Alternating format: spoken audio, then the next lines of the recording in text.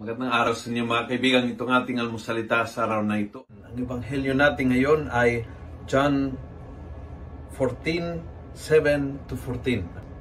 Sabi ng ebanghelyo, "Truly I say to you, the one who believes in me will do the same works that I do, and he will even do greater than this." Wow! Do you believe in Jesus? Gagawin mo ng mga ginawa ni Jesus. Wow!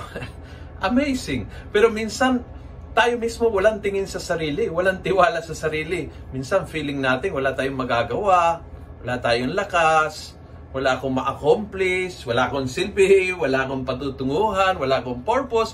Minsan tayo mismo walang tingin sa sarili. But look at Jesus.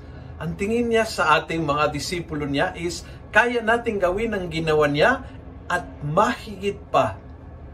He can forgive sins we can forgive in His name. Pwede siyang pagalingin ng mga may sakit. By being close to a sick person, you can do a great good sa isang may sakit.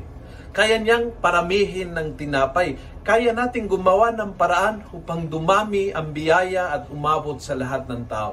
Ang ginawa ni Jesus noon ay pwede nating gawin ngayon dahil sumusunod tayo sa Kanya. Siya ang may gawa, Siya ang may bigay ng biyaya, Siya ang bukal ng grasya. Don't look down on yourself. Huwag mong maliitin ang iyong sarili. Gayahin si Jesus. Ang laki ng tiwala niya sa ating, ang laki ng tingin niya sa atin dahil Siya ay nasa ating at Siyang gumagalaw sa buhay natin.